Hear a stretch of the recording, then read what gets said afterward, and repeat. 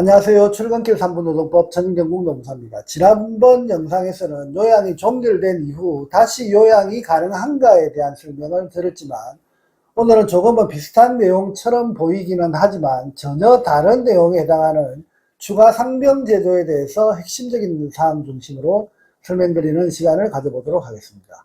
우선 추가 상병은 용어 자체로 생각해보면 상병명을 추가한다는 의미입니다. 사고나 질병이 발생해서 최초로 산재 신청을 할 당시 산재 신청한 상병명에서 새로운 병명을 추가하려고 할 때 추가 상병을 신청한다라고 생각하시면 되겠습니다. 여기서 재요양 신청과 다른 점은, 재요양은 요양이 끝난 후 다시 요양이 필요한 경우를 말하는 것이고, 추가 상병의 경우에는 산재 승인 받은 상병명으로 요양하고 있는 중에 추가로 새로운 병명이 확인되어 그 병명에 대해서도 산재 처리를 하고 싶은 경우 신청하는 것을 추가 상병 신청이다, 이렇게 생각하시면 되겠습니다. 그러면 최초 요양 신청 후 승인받은 병명으로 요양 중에 새로운 병명이 확인된 경우 추가 상병을 신청하면 모두 다 승인을 해줄 것인가, 이렇게 궁금해하실 수가 있겠습니다. 그 해답은 아니다입니다. 일단 추가 상병 인정 요건을 살펴보면, 첫째, 그 업무상의 재해로 이미 발생한 부상이나 질병이 추가로 발병되어서 요양이 필요한 경우 추가 상병 신청이 가능하다, 이렇게 설명하고 있습니다. 이 말을 자세히 뜯어보면 최초 요양 당시 A라고 하는 상병명을 확인하고 산재 승인을 받아서 요양하고 있는 중에 일정 시간이 지난 이후 B라고 하는 새로운 상병이 늦게 발견된 경우를 말합니다. 이런 경우는 사실 최초 요양 신청 단계에서 주치의사가 산재 소견서를 작성할 때 상병명을 누락한 경우이거나 이와 비슷한 경우에 해당된다, 이렇게 보시면 되겠습니다. 둘째, 업무상 재해로 발생한 부상이나 질병이 원인이 되어서 새로운 질병이 발생해서 요양이 필요한 경우 추가 상병 신청이 가능하다, 이렇게 전하고 있습니다.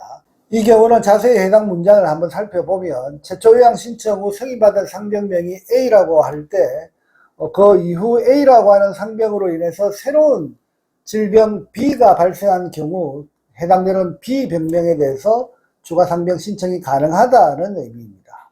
이 경우는 결국 A라고 하는 그 상병명이 의학적으로 B라고 하는 상병명을 발생시킬 수 있는가에 대한 증명을 해야 하는 것으로, 의학적 인과관계를 잘 주장해야 추가 상병을 승인받을 수 있습니다. 사실 이런 경우는 요양 과정에서 충분히 발생 가능한 경우라고 말할 수 있습니다. 예를 들면 뇌출혈로 장기 요양 중인 환자가 욕창이 발생해서 욕창에 대한 상병명을 추가 상병으로 신청하는 경우가 있을 수 있을 것이고, 그리고 심각한 외상 후 발생하는 복합통증 증후군과 같은 추가 상병의 경우도 있을 수 있습니다.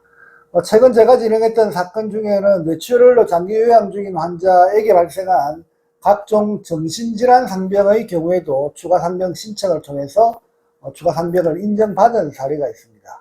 물론 사안에 따라서는 최초 상병이 추가 상병에 어떤 영향을 미쳤는가에 대한 의학적 인과성을 증명하는 과정이 반드시 필요한 것이 추가 상병 신청 절차다라고 하는 점도 잘 챙겨보셔야 할 것입니다. 그러면 추가 상병을 신청하기 위해서는 어떤 준비가 필요한가를 살펴보면, 우선 근로복지공단 홈페이지에서 서식 검색란에 들어가셔서 추가 상병 신청서 서식을 다운받으시면 됩니다. 그리고 그 서식에 있는 추가 상병 소견서를 주최의사를 통해서 받으신 후 신청서와 함께 근로복지공단에 접수하면 근로복지공단에서는 추가 상병에 대한 조사를 진행하게 됩니다. 물론 추가 상병이 최초 상병으로 인해서 발생했다는 사실에 대한 인과관계를 최대한 증명해야 할 것이고, 아니면 최초 상병 진단 당시 추가 상병을 확인하지 못하고 있다가 늦게서야 발견되었다는 사실을 또한 증명해야 할 것입니다. 이를 위해서는 진료기록부, 수술기록지, MRI 자료 등 증명하기 위한 각종 의학 자료도 필요할 수 있습니다.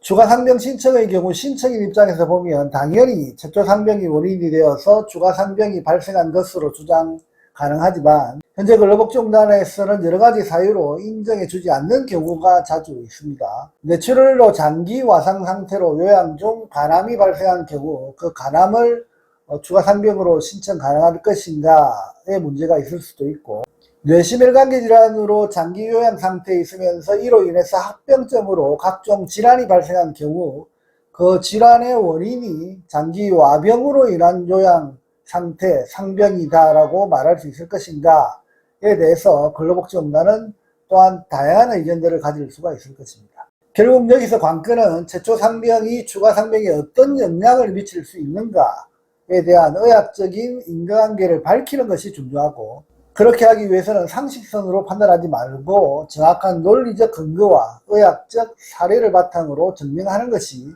필요하다는 점을 강조드리면서 오늘의 주제 설명을 마치도록 하겠습니다. 감사합니다. 여의도 노무법인은 대표 노무사가 직접 조사하고 분석하고 최종 결론까지 책임있게 진행합니다.